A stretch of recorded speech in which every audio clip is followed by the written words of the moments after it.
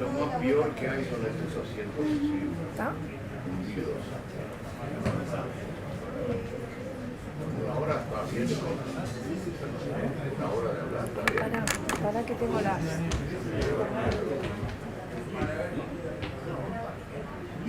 Tienten al diablo, por ahí digo la verdad y se dice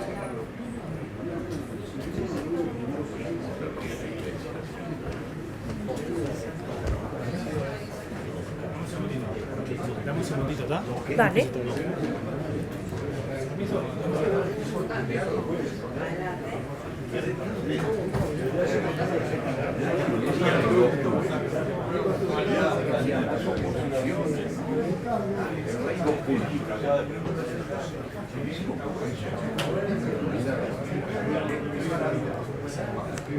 igual las oposiciones a lo mejor. Hoy llegó a casa. Tiene que ser la salida. 3.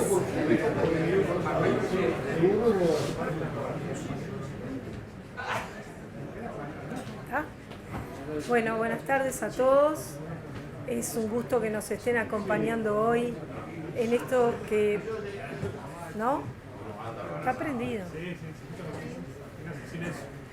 Es un gusto que nos estén acompañando en esto que para nosotros es una fiesta, porque tenemos un doble programa.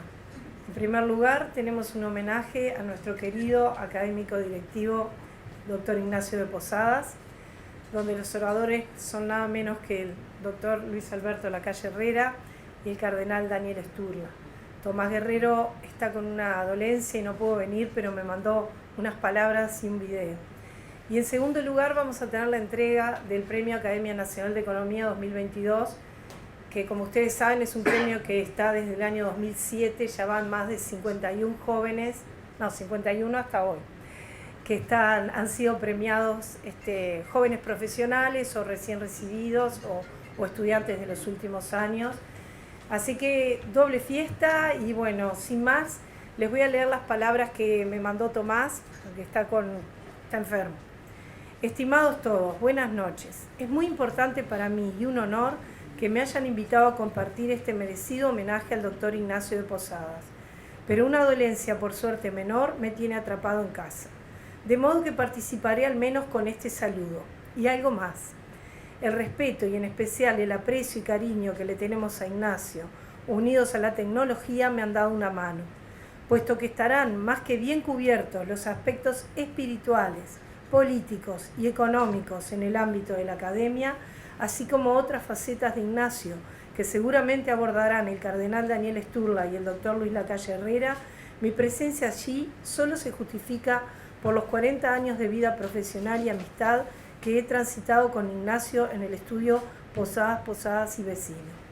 En su momento en el estudio hicimos un video en el marco de un homenaje a Ignacio, en el cual relatamos nuestro sentir respecto a él y el camino que recorrimos juntos. De modo que se me ocurrió que una forma de aportar algo a este homenaje de la Academia Nacional de Economía es compartir este video con ustedes. Mis más cordiales saludos al doctor Lacalle, al cardenal Sturla, a los integrantes de la Academia Nacional de Economía, a todos los que han concurrido a este homenaje y en especial un fuerte abrazo a Ignacio. Muchas gracias. Así que lo aplaudimos. Y si les parece voy a pasar el video que nos mandó.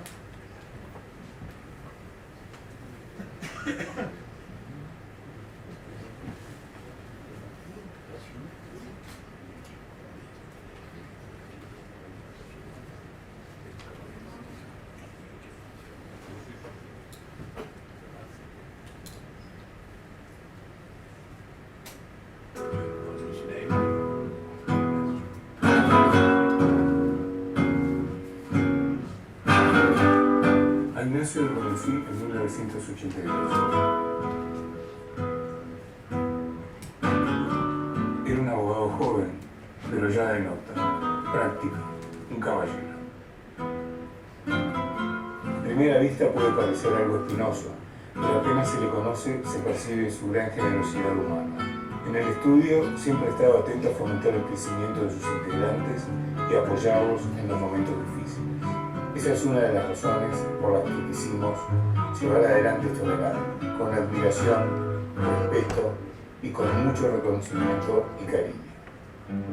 Lo hemos visto desempeñar prácticamente todos los roles familiares, siempre con afecto y devoción.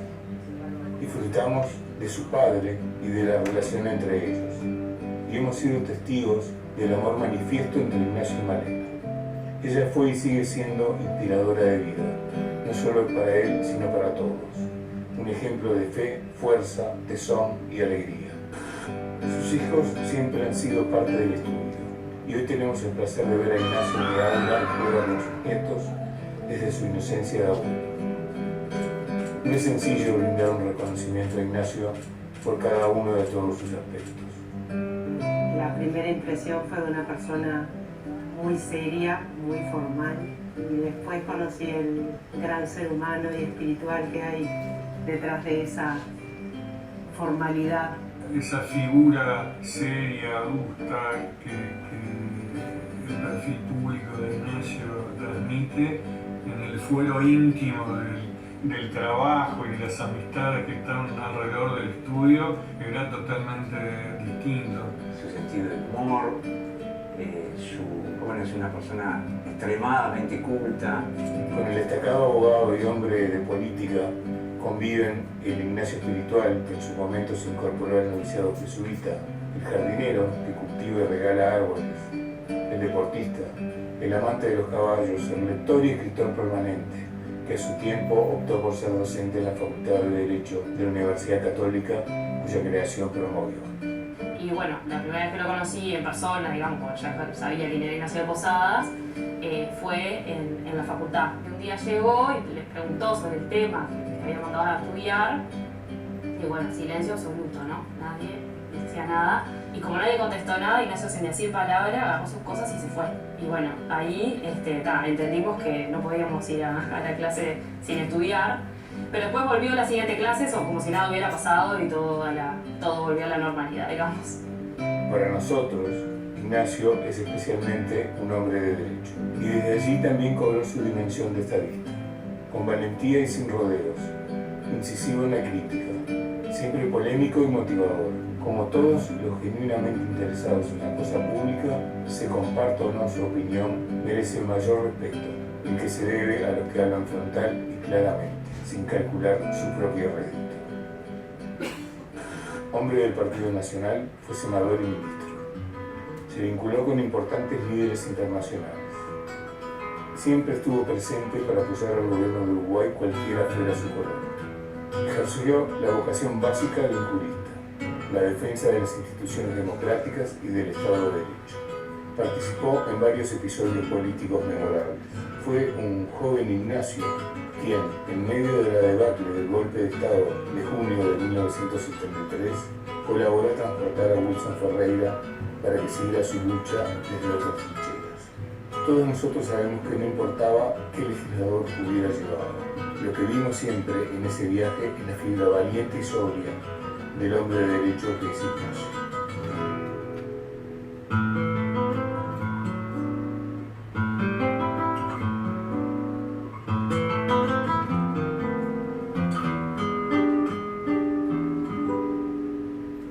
Cuando le anunciamos este homenaje, pidió que refiriera a la historia del estudio, para mantener la memoria de lo que hicimos, que fue toda una gesta.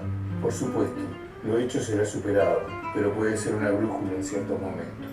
El estudio nació en 1926, fundado por don Gervasio de Posadas y el doctor Arturo Lerena, ambos personalidades y profesionales muy destacados. Don Gervasio era un señor que emanaba bondad. No lo recuerdo sin sonreír. A fines de los 70, Ignacio y Germán Vecino refundaron el estudio, proponiéndose proyectarlo también a nivel regional e internacional. Hoy, que tanto se habla de la diversidad y la tolerancia, yo digo que nosotros somos fruto del reconocimiento de sus diferencias que hicieron Ignacio y Germán y de la paciencia de uno y otro para conjugarlas y obtener de ellas un producto único, nuestro estudio. Que en aquel entonces era algo absolutamente diferente de lo que es hoy. No éramos más de 5 personas. Germán, Ignacio, los socios abogados del estudio, Mari, que era la secretaria ejecutiva de toda la vida, Yamandú, que era el chepibe de aquel entonces, y yo que entré como procurador abogado junior. Un estudio en el que nunca estuvo permitido competir entre nosotros. Un lugar en el que internamente la política partidaria está vedada. Una comunidad de iguales. Sobre todo es lograr este clima de trabajo que creo que nos caracteriza hasta el día de hoy, de que no haya una competencia interna, de que cada uno trabaje a gusto, dando lo mejor de sí, pero sin sentir que le tiene que mostrar al lado algo, ¿no? Él siempre decía, hay cancha para correr. Hay cancha para correr, te daba la oportunidad de desarrollarte vos a plenitud en el área que estabas. Desde sus inicios, Ignacio manifestó las características que han hecho de él un profesional de renombre.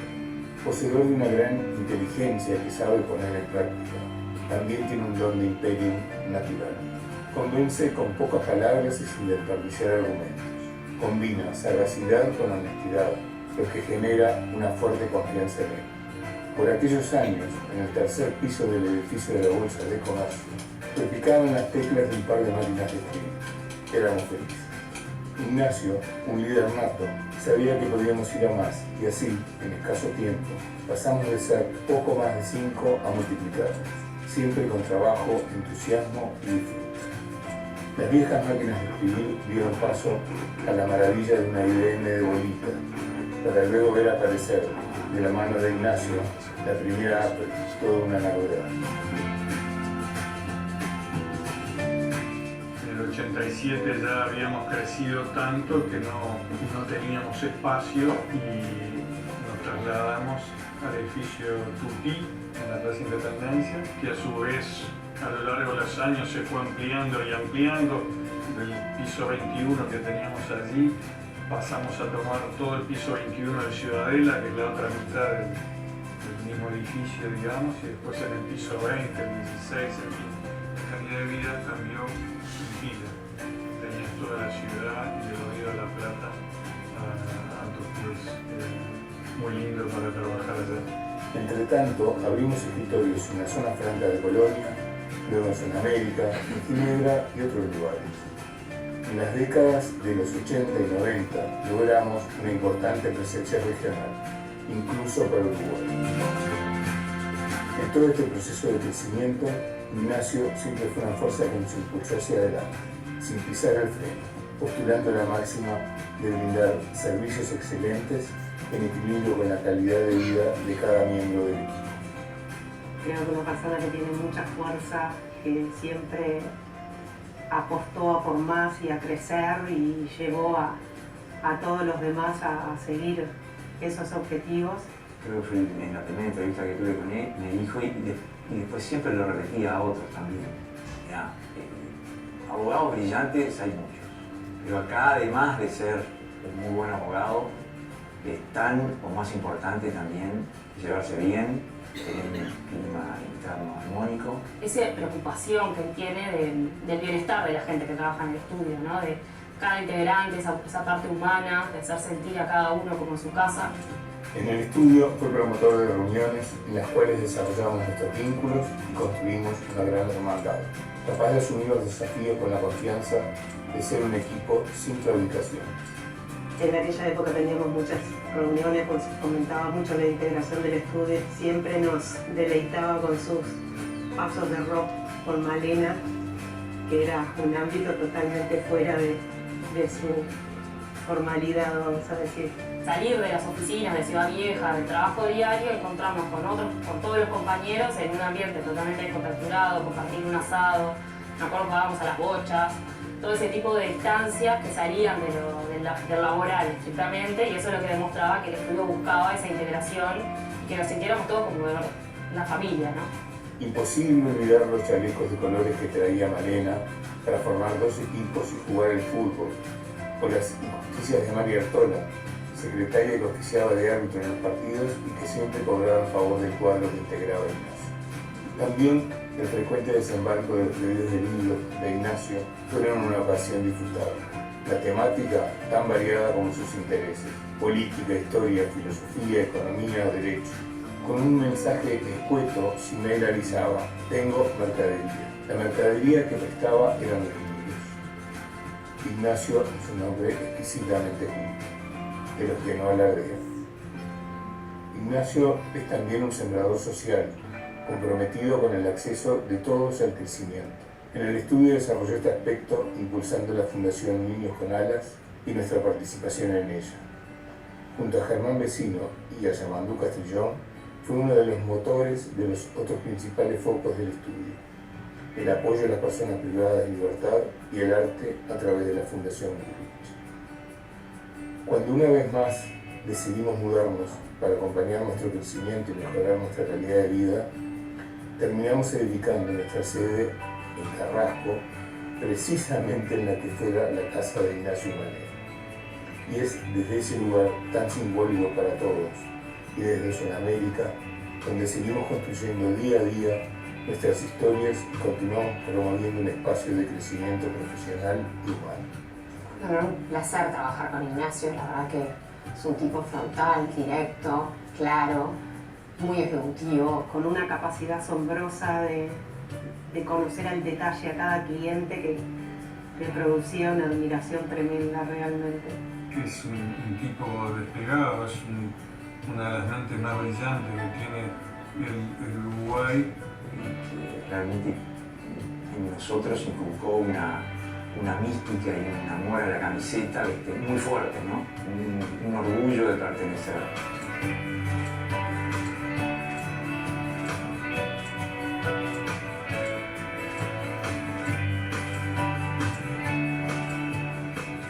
Una de las excepciones de la palabra homenaje es el juramento de fidelidad.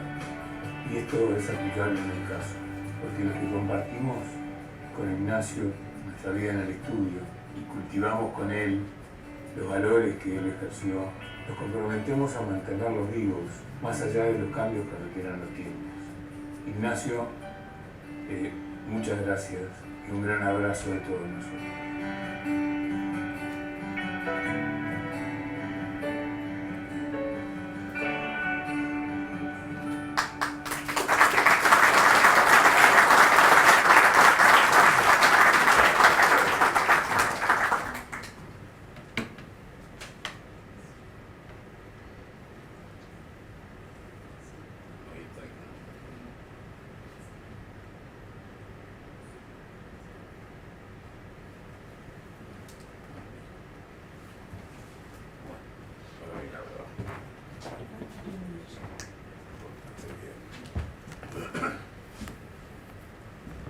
Señora Presidente de la Academia de Economía, ¿se oye sin micrófono?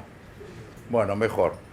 Señora Presidente de la Academia, Monseñor Daniel Sturla y querido amigo, señora Presidenta del Banco Hipotecario, quiero destacar, entre otros, la presencia de colaboradores del gobierno que integró Ignacio, que fueron elementos fundamentales, tales como Augusto Durán, como Pablo García Pinto, Juan Ignacio García Pelufo, y bueno, si me olvido de alguno, sabe que lo tenemos muy próximo a nuestro afecto y a nuestro recuerdo. A mí me comprenden las muy generales de la ley. Para hablar de Ignacio, tenemos en común un bisabuelo, Carlos Uriarte, y nuestros apellidos comunes son Uriarte y Olascuaga, lo cual explica muchas cosas: el tesón, la voluntad, a veces la falta de flexibilidad que nos puede caracterizar, pero siempre ha sido un vínculo muy fuerte. Nuestras madres, más que primas, hermanas, en la fe sobre todo, y en una fe sin apologéticas, sin necesidad de explicaciones, una fe vasca. Por tanto, va a estar teñido por el afecto todo lo que yo voy a decir, aún lo que voy a decir en la discrepancia.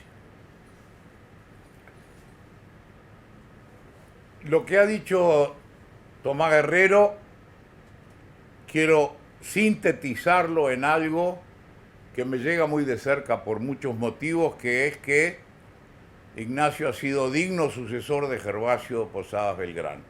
Y creo que para él no puede haber mayor homenaje, no solo que eso se diga, sino que sea verdad. En cuanto al tema de fe, tenemos acá al representante directo de la autoridad máxima, así que él será el que va a desarrollar ese aspecto. No me cabe a mí, un pecador, hablar de eso. Sí, de la parte política. Y aquí entramos en un terreno en el cual quizás a veces hace falta alguna definición, no para hacerme el erudito, pero sí para decir que la política fabrica historia. Nosotros somos los que fabricamos la historia. Esto que ocurre hoy, mañana es historia. Lo cual nos debe hacer pensar mucho en lo que hacemos en la vida política, que luego, con el paso del tiempo, irá perdiendo lo accesorio para convertirse en la historia que se lee y de la cual se sacan o se deben sacar lecciones para los países y para las personas. Por lo tanto, nosotros con el doctor Posadas, con Ignacio, hemos estado siempre juntos alrededor de 3 valores: Dios, la patria y el Partido Nacional como instrumento de días mejores para el país. A esos 3 valores hemos tratado de servir desde las responsabilidades que nos han tocado. En el caso de Ignacio, pocas personas más preparadas para la tarea política, en un medio en el cual quizás solo habemos, como dicen los paisanos, algunos abogados, pero en este caso, toda la Compañía de Jesús, más toda la universidad, forman una combinación de altísimo nivel en lo que puede representar política en el sentido trascendente, en analizar las cosas importantes y tratar de modificarlas o mejorarlas. En eso hemos estado siempre de acuerdo. En lo procesal y en lo accesorio, muchas veces en desacuerdo. Y creo que eso es la verdadera medida del afecto. Ignacio sabe que todo lo que hemos hecho juntos y todo en lo que hemos discrepado ha sido con afecto y con cariño. El Ignacio Posadas, senador, cuando se estaba haciendo la lista del que iba a ser sector mayoritario del Partido Nacional en 1989, estaba completa hasta el número 5 del Senado. Y ahí fue que en el número 6, después de una conversación que es de ámbito familiar, terminamos con Ignacio como senador. Como senador del gobierno, en la rara circunstancia del Partido Nacional ejerciendo el poder ejecutivo. Rara y rarísima circunstancia que nos obligaba doblemente, no solamente por lo que representamos históricamente, sino por la oportunidad y ocasión en que se nos daba la responsabilidad del gobierno. Y desde el tiempo del Parque Hotel, cuando el 5 de diciembre del 89 iniciamos nuestra tarea, una semana había transcurrido del acto electoral y ya empezamos a formar el gobierno en el más amplio sentido de la palabra, es decir, las conversaciones políticas a cargo mío y el bosquejo de los proyectos que tenían que estar prontos y estuvieron prontos para el 1 de marzo, en ello la presencia de Ignacio fue muy importante porque compartíamos la orientación y porque creíamos que no había que perder tiempo. La ansiedad de la cual ha hablado tanto Pablo García Pintos en su libro fue un poco el carácter de la administración que nos tocó encabezar. Es decir, hay que hacerlo hoy, porque mañana puede ser tarde. Creo que en esto teníamos un sentido muy cristiano del paso del tiempo y de saber que la parábola de los talentos es la única que nos puede el día de mañana justificar. Que con los talentos y los poderes que se nos dieron, hicimos todo lo que pudimos hacer para el bien común. Quiero referirme al tema de la reforma del Estado en general, que la encaramos no solamente habiéndola anunciado, sino porque creíamos profundamente en ella. Y creíamos desde el punto de vista de lo práctico, no de lo ideológico. Nosotros considerábamos que había experiencias que no estaban funcionando bien y queríamos que funcionaran bien. Es decir, no había una lucha ideológica, filosófica, era algo mucho más pedestre y mucho más comprobable. Si el banco de seguros no funcionaba bien siendo monopólico, queríamos que no fuera monopólico. Y de ahí en más no voy a entrar en detalles, pero eso fue el tema que nos presidió.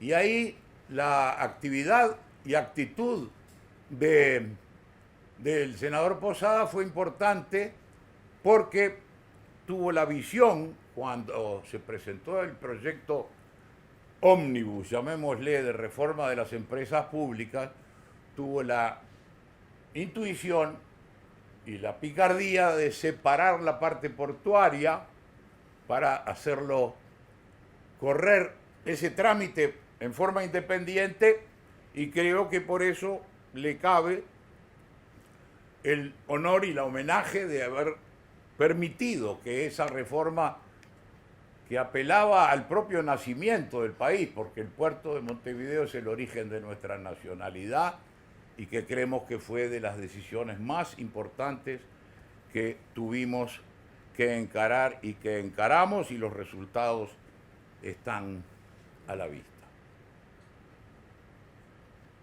Lo mismo con otras decisiones de ese tipo. Lamentablemente la más importante no pudo ser en virtud de la resolución del cuerpo electoral en el recurso contra la ley de empresas públicas. Y luego el tema del ministerio.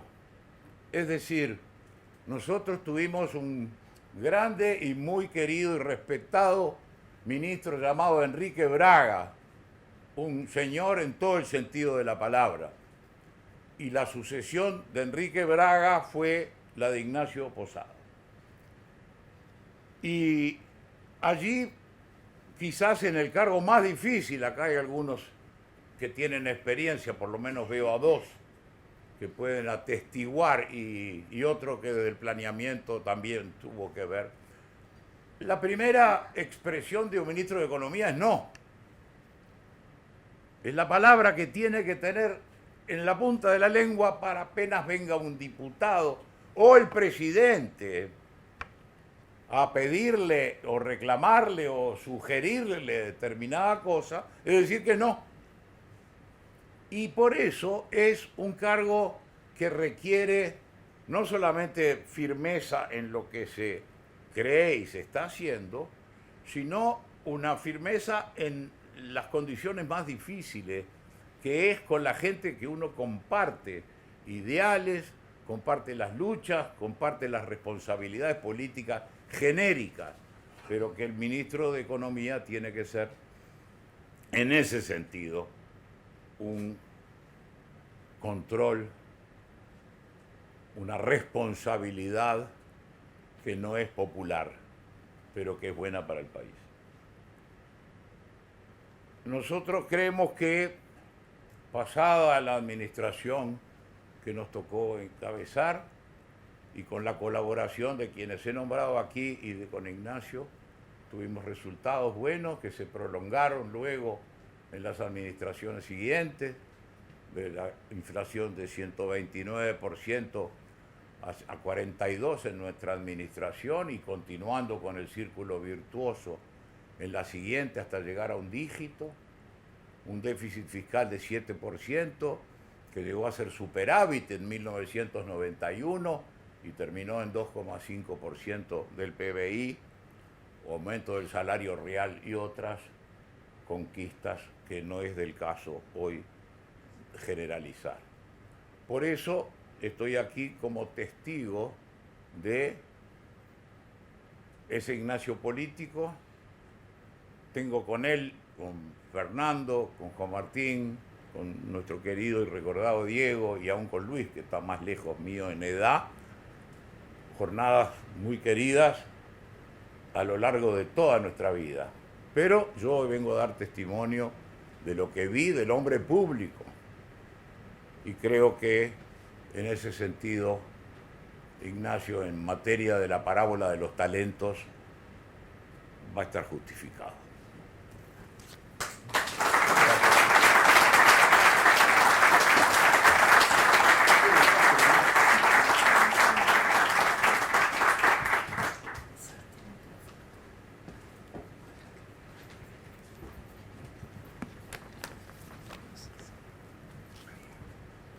Bien, intento también sin micrófono o con. Sin. Buenazo. Entonces, participar el arzobispo de un evento de la Academia Nacional de Economía no tiene nada que ver, parece. Pero bueno, me invitaron y aquí estoy, pero se trata de decir una palabra no del ministro de Economía, sino de un amigo fiel, de un amigo al que fui a buscar, se puede decir, porque cuando a mí me hicieron obispo auxiliar de Montevideo y el arzobispo de ese entonces, Monseñor Cotuño, me indicó que fuera el vicario de educación, uno de los problemas grandes que teníamos eran los colegios chicos de barrios pobres que se cerraban. Y entonces el gran punto fue qué poder hacer por ahí, y ahí no sé si se acordará Ignacio, que lo fui a ver al estudio de la Plaza Independencia para presentarle un proyectito que ahí tenía y que es lo que hoy es la Fundación Sofía, una fundación que gracias a Dios ha logrado rescatar a los colegios más pobres, los colegios pobres católicos de Montevideo y que en el interior además tiene una presencia y que arrancó cuando yo ya era arzobispo en el 2014 y que hoy son 34 colegios en todo el país y ya también con algún CAIF, algún club del niño también incorporado y alguno más que se incorpora. Y ahí me encontré con Ignacio, que tenía toda la experiencia de Fundación Niños con Alas, con todo lo que eso ha significado. Pero yo lo que me quiero referir es a una condición que en este país muchas veces se esconde, se deja en un rincón o no se explicita y que sin embargo Ignacio lo hace, que es la de ser cristiano. En este país ser cristiano y más todavía católico suena a una cosa medio extraña o no está tan bien visto manifestarse como tal. Es más, hoy que está de moda decir disruptivo, podríamos decir que lo es insólitamente, pero así es nuestra historia y así es nuestra realidad. Y es desde esta perspectiva que quiero decir alguna palabra breve. ¿Dónde está la dificultad? Hace un tiempo yo fui a la parroquia San Juan Bautista y ahí, preparando la confirmación, hay una pregunta que se le hace a los chicos y es: ¿están dispuestos a dar testimonio de Cristo aunque tengan que sufrir por eso desprecio o persecución? Y entonces yo le decía a los chiquilines, bueno, acá es una papa esto, porque acá no tenemos persecución ninguna por ser cristianos. Y los chiquilines universitarios me dijeron, pará la mano, obispo, porque acá está el desprecio por ser católico, porque acá está la burla por ser católico, desde niveles de profesores a nivel de ambiente entre los mismos compañeros, porque acá está el que te señalan, mirá, vos que sos cristiano, y entonces ¿cómo? Y porque acá también está eso que se llama, bueno, el rinconcito católico está fantástico, pero quédate allí. En el rincón católico no te molestamos, pero expresarse públicamente no parece tan bueno. Y esto me hace acordar a lo que pasó hace unos años. Yo ya no era obispo todavía, había ido en el centro Kolping a un panel que había un político, había un cura, no me acuerdo quién más había, pero entonces ahí se trenzaron entre el político católico y el cura, se trenzaron una discusión. Yo estaba a favor del político, no del cura, pero lo cierto es que en uno le dice, uno del panel le dice al cura, pero usted es católico, al cura no, perdón, le dice al político, pero usted es católico práctico. Entonces el político, que era legislador, hoy es ministro, respondió, yo soy pecador practicante.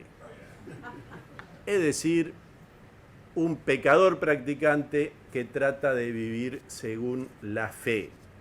Entonces, hoy cuando homenajeamos a alguien y cuando me toca a mí subrayar, como ha dicho el doctor Lacalle, amigo, la parte espiritual o cristiana, yo no voy a canonizar a Ignacio ni a ponerle ninguna aureola, sino a decir cómo esta dimensión de su vida ha sido puesta desde lo más profundo de su interior, de lo que abrevó en su familia, después en la compañía de Jesús, y después lo que construyó junto con Malena, de la que podría hablar y no me quiero referir, pero que ha sido impresionante también en estos años haberla conocido y acompañado.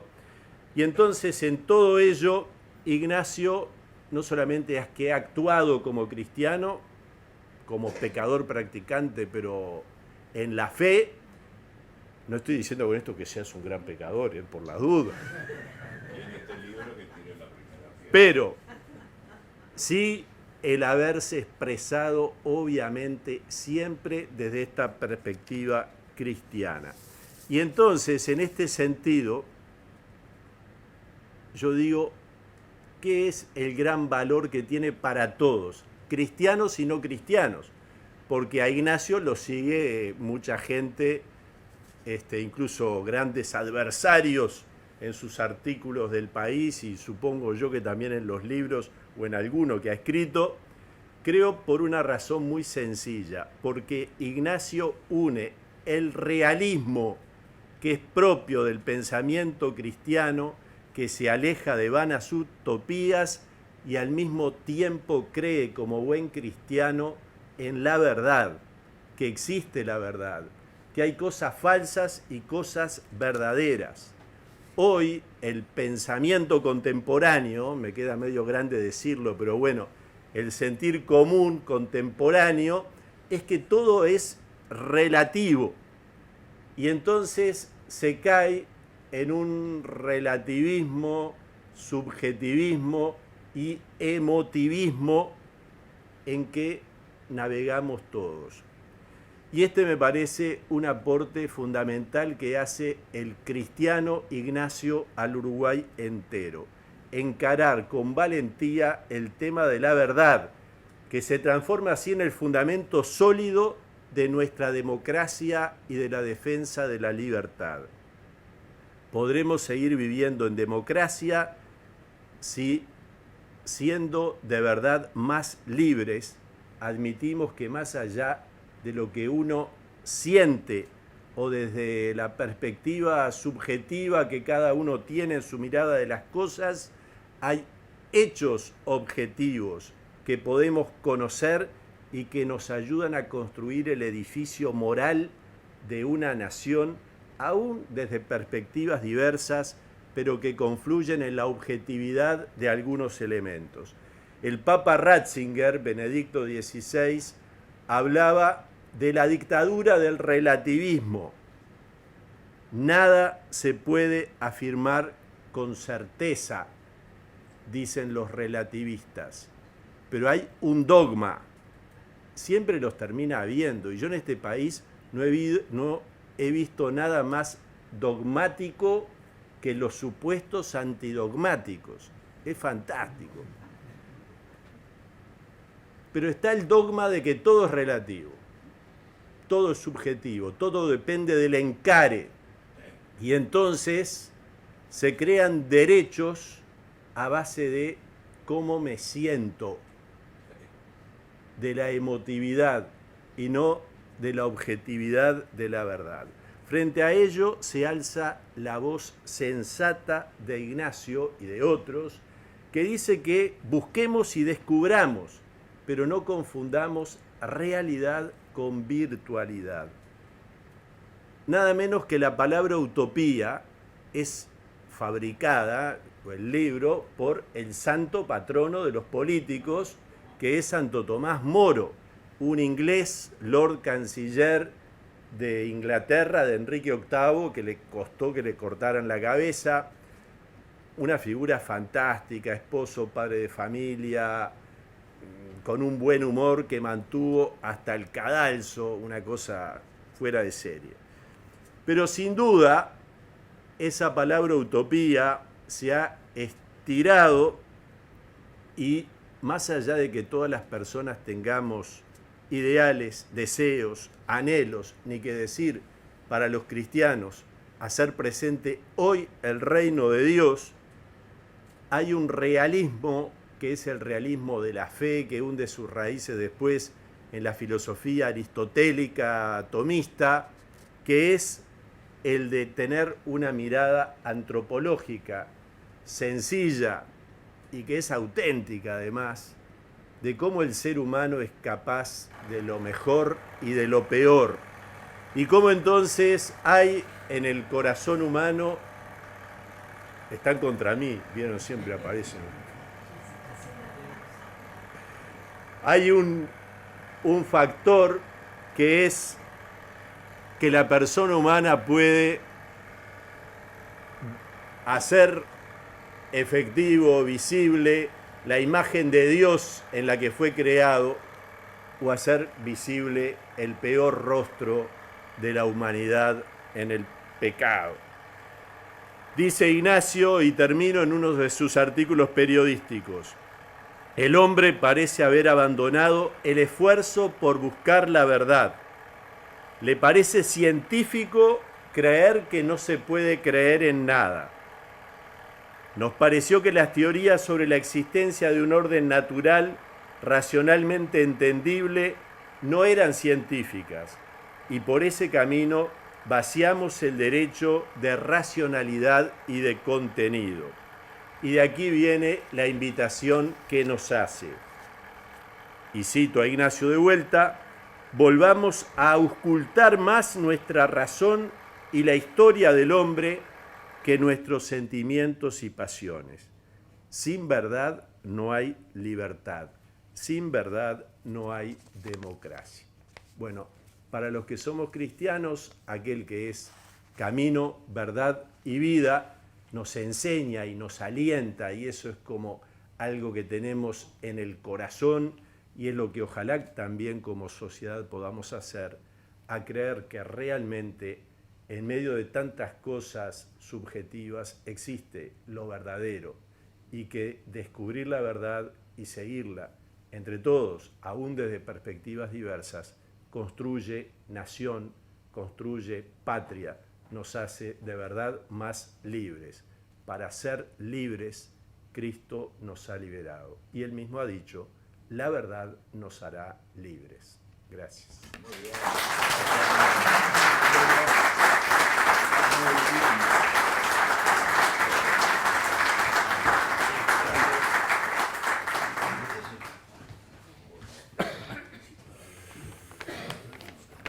Bueno, a mí me toca agradecer y la verdad que tengo mucho para agradecer, muchísimo. pero hoy me voy a circunscribir a lo presente. Empezando por los oradores, por sus palabras, por supuesto, nacidas más del corazón que de la realidad.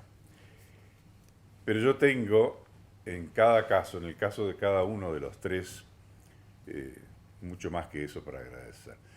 Voy a arrancar cronológicamente, en la cronología de mi vida, por el presidente Lacalle, pariente, amigo, y a él le debo el haber tenido la oportunidad de servir a mi país durante casi 10 años. Una tarea dura, de ratos muy dura, pero también un desafío enorme y memorable. La satisfacción de haber colaborado en lo que fue una verdadera cruzada, empezada por él y fogoneada por él a lo largo de los 5 años, sin desfallecer, aún con encontronazos muy duros, muy difíciles, momentos muy oscuros. Todo en un esfuerzo para ponerle por delante al Uruguay esos temas que siempre quiere postergar, dilatar, patear para afuera, olvidar, o con ejercicios de voluntarismo tratar de cambiar. La verdad que fue una verdadera patriada y te lo agradezco, Cookie, porque sin ti no hubiera sido parte de ella y fue un privilegio. Saludo a Tomás Guerrero, también muy especialmente. Sé lo que le costó el no estar acá, sé lo que lo tuve que amenazar para que no viniera, estaba realmente embromado, pobre. También a él le debo una amistad de muchos años, muy leal, pero aún más que eso, que no es poco, con frecuencia, ahora menos, me ocurría de encontrarme con gente que te dice, che, pero maravilla lo que hiciste, transformando de la nada un estudio de primera en el Uruguay, fantástico, bacanas. En primer lugar no era de la nada y en segundo lugar no lo hice yo. Si hubiera dependido solo de mí, creo que todavía estábamos en el 3er piso del edificio de la Bolsa en 4 o 5 escritorios. El haber transformado un estudio, digamos, clásico en una organización moderna, con mucha gente trabajando, organizada, con un estupendo ambiente, fue obra de muchas personas. Pero si yo tuviera que distinguir entre todas ellas a una, distinguiría a Tomás Guerrero. Y por eso tengo con él también una deuda de agradecimiento por haber podido vivir esa etapa maravillosa de mi vida, que fue y es el estudio. Más cerca en el tiempo, le debo al cardenal Sturla, para empezar, su apoyo, su consuelo en los años muy duros de la enfermedad de Malena. Fue para nosotros un apoyo fantástico. Pero también le debo otra cosa, y es el haberme dado la oportunidad, en la medida que uno puede, de colaborar en la empresa, la tarea de la Iglesia en el Uruguay, sobre todo en Montevideo, que él ha llevado adelante, a la cual le ha dado entusiasmo y nuevos bríos, en algo que trasciende, digamos, a la grey católica, como se dice normalmente. Yo creo que la Iglesia ha retomado en el Uruguay una presencia que es muy importante para toda la sociedad, para una sociedad que le cuesta encontrar esos valores de los cuales habla, pero no sabe a dónde buscarlos. Y otra vez, en ese esfuerzo por ponerle por delante una parte sustancial de la verdad, que es la trascendencia. Gracias, Daniel, por haberme permitido ser una partecita de eso. Lo mismo me ocurre con relación a la academia, si se quiere, viniendo desde otro punto de vista. Por supuesto que agradezco este homenaje que me está costando. Pero otra vez, más que eso, yo le agradezco a la academia porque me ha dado la oportunidad de hacer algo muy parecido a estas otras etapas de mi vida, que es el ayudar de alguna forma a sacudir el pienso en este país que lo precisa. a tratar de acercarlo a la realidad, esa realidad que busca gambetear y hacerle ver los riesgos y los costos de vivir a espaldas de la realidad. Y acá me voy a detener un cachito para pasar un chivo. Yo tomé contacto con la academia hace muchos años, mucho más de los que querría admitir, porque así van a sacar la cuenta de los que tengo. En la época que Carlos Sanguinetti era presidente de la academia, mi padre estaba en la directiva, fue él que me arrimó a la academia. Desde entonces, intermitentemente, he seguido la vida y la trayectoria de la academia. Nunca, como en estos últimos años, ha tenido la academia la relevancia, la presencia y la actividad que tiene. Y eso se debe a María Dolores Benavente. Muy bien.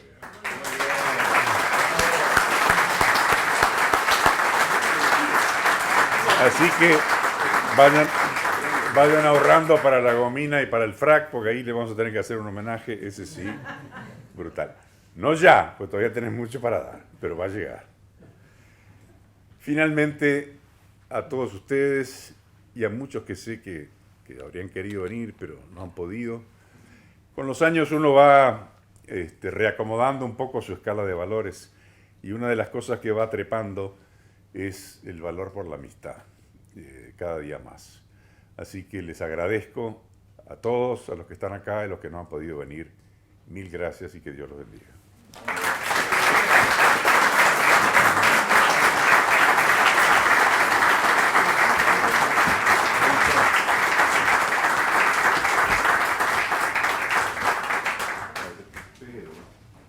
Académico de honor de la Academia Nacional de Economía.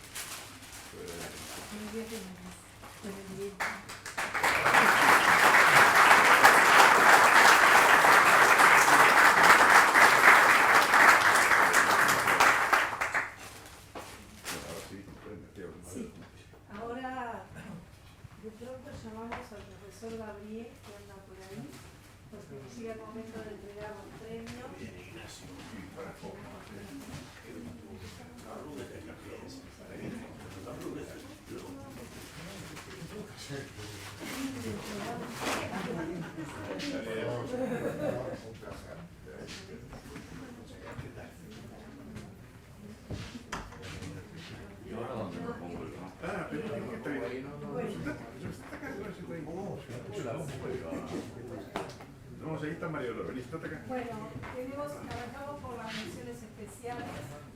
Una mención especial a Felipe Bravo por su trabajo, Desafíos para un crecimiento sustentable y el desarrollo más sustentable de la desarrollo.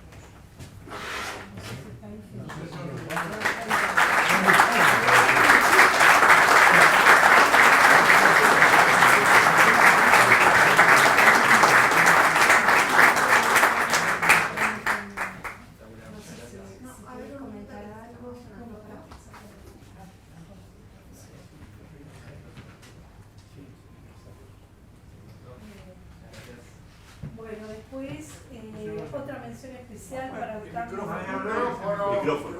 Ah, el micrófono. Parece que no tiene la voz de... Tengo que tener. Para Octavio Berruti por sector agroalimentario, motor de un crecimiento sustentable en Uruguay.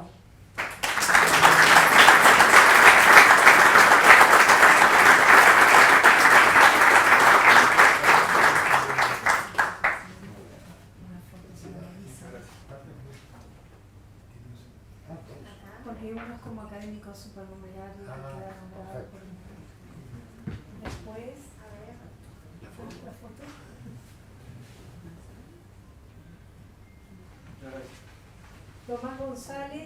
Tomás González obtuvo el segundo premio por su trabajo. Tobías.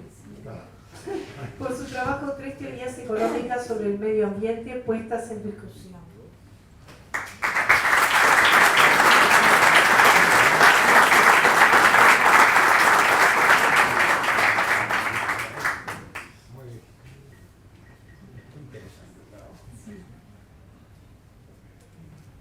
El segundo puesto premio también fue compartido por Diego Rijos por su trabajo Cómo financiar la transición hacia la sostenibilidad. Muy interesante.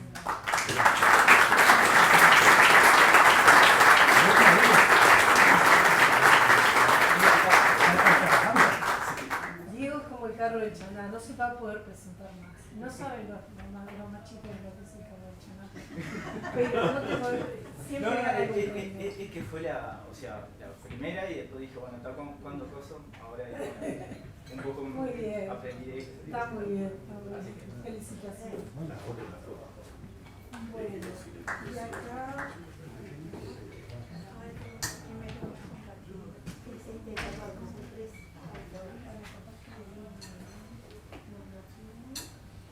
Andrés Sáenz, Felipe Rodríguez y Martina Zapata. Ah, te llevaste una hoja más. Este es muy folclórico. Ahora sí. Por el trabajo de Hacia un Uruguay carbono neutral. Y Martina Zapata. Así los tres. ¿Ah?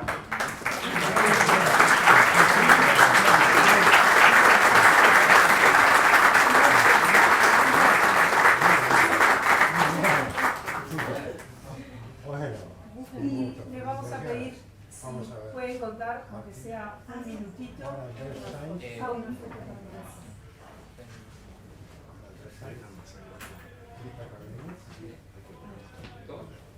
Porque uno los nombra académicos.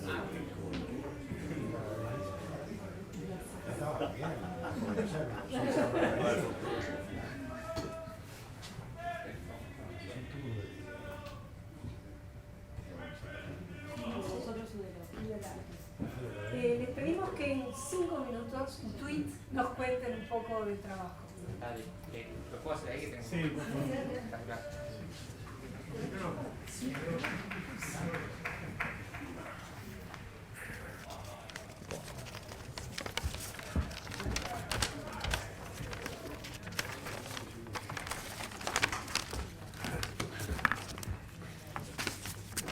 Buenas tardes a todos. Cuando decidimos embarcarnos... Ah, sí, se escucha mejor. Bien. Cuando decidimos embarcarnos este año a competir por el premio, nosotros tres, nos encontramos con que el tema era desafíos para un crecimiento sustentable. La consigna nos pareció amplísima. Si quieren, nosotros primero leímos de años pasados, que eran, la de 2020 se llamó COVID-19 en Uruguay, enseñanzas y propuestas de política económica y social, análisis y cuantificaciones. La de 2021 fue inserción internacional en el mundo post-pandemia, cómo vender y comprar bienes y servicios en condiciones óptimas para el país. Entonces dijimos, bien, es un trabajo concreto que hay que hacer. Pero este año leímos desafíos para un crecimiento sustentable. Y terminé ahí. La consigna abarca dimensiones tan diversas como la pérdida de biodiversidad y de los ecosistemas, la contaminación del agua, degradación y erosión de los suelos, deforestación, el reciclaje, entre muchos otros. Nosotros elegimos a lo que las Naciones Unidas, por encima de problemas como el hambre, la pobreza y las guerras, otorgaron el título de el mayor desafío de nuestro tiempo, el cambio climático, por lo difícil que es combatirlo y por sus gravísimas consecuencias a largo plazo. En nuestro trabajo circunscribimos el cambio climático a su faceta más importante, el calentamiento global, y sobre todo a evaluar qué puede hacer Uruguay para ser parte de la solución y no del problema. Para quienes sean ajenos al tema, el calentamiento global se da a raíz de un fenómeno llamado efecto invernadero. ¿Vieron cuando dejás el auto estacionado en verano y abrís la puerta y sale un calor mucho mayor que el aire que está afuera? Bueno, el efecto invernadero funciona igual, pero a escala planetaria. Y se causa a raíz básicamente de 3 gases. Hay muchos, pero principalmente 3. El primero, el más importante, es el dióxido de carbono, que se emite en la quema de combustibles fósiles, pero hay otros dos que en Uruguay son muy importantes, como el metano y el óxido nitroso, que están mucho más vinculados a la producción agropecuaria. El metano en particular surge de la digestión de las vacas y de lo que eructan las vacas, y el óxido nitroso de las deposiciones de heces y orinas del ganado y del uso de fertilizantes. Aunque en el mundo el dióxido de carbono pesa 3 veces más que los otros dos, en Uruguay es al revés, por la estructura del país, porque nuestra generación de energía eléctrica es muy limpia, no tiene carbón, no tiene gas, casi no tiene petróleo, porque la industria uruguaya tiene una escala minúscula en la comparación internacional, pero también porque la producción agropecuaria es fuerte y pesa mucho. A partir de ahí identificamos un gran desafío, que es el siguiente. Ya existen recetas bastante estudiadas para mitigar las emisiones de dióxido de carbono. Se puede, por ejemplo, cambiar una central de carbón por un molino eólico, cambiar un calefón a gas por uno solar, cambiar un auto a nafta por uno eléctrico, pero no está muy claro cómo hacer que una vaca no eructe metano. Con ese diagnóstico, que está muy detallado en el trabajo, formulamos algunas propuestas para cambiar los procesos contaminantes por otros verdes. En otras palabras, nos planteamos trazar un camino hacia un Uruguay carbono neutral, es decir, cuyas emisiones netas de los mencionados gases sean neutras para el calentamiento global. Con todos esos elementos construimos un cuerpo nutrido de propuestas de las que destacamos. En primer lugar, reorientar el subsidio al gasoil del transporte público hacia el recambio de las unidades por vehículos eléctricos, y por esto no subiría el precio del boleto, el costo económico es cero, precisa un capital inicial, pero se paga solo. Y que el sobreprecio lo paguen los consumidores de nafta super, no el sector productivo que se mueve a gasoil. En segundo lugar, con la generación de hidrógeno verde, que ya está planificada por ANCAP en un proyecto llamado H2U para las próximas décadas, crear un fondo soberano como hace Noruega con su petróleo, del que una fracción se destine a la investigación y desarrollo de técnicas que reduzcan el impacto del agro y mejoren su calidad. También crear un mercado de bonos de carbono a nivel nacional y, finalmente, así como los productos que hacen mal, el MSP puso los octonos con exceso de azúcar, grasa, todo, premiar aquellos productos que cumplan con estándares de cero emisiones para que los consumidores los puedan elegir con algo bien identificable. Traje un bocetito. Imagínense una cosa así.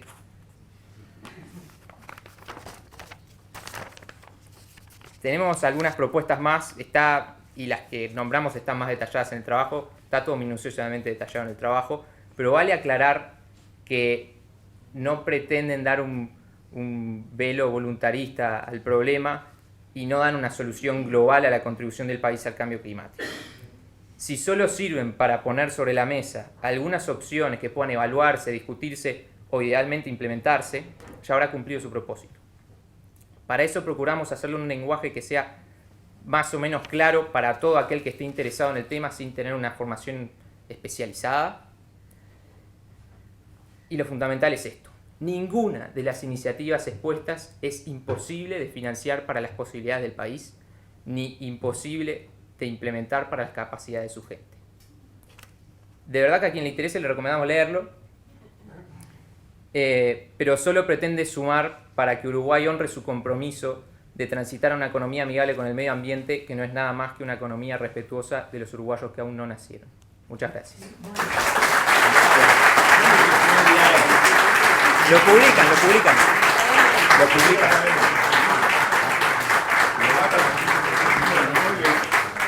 Lo manda la presidenta.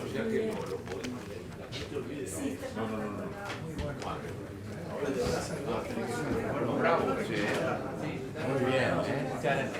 A eso también.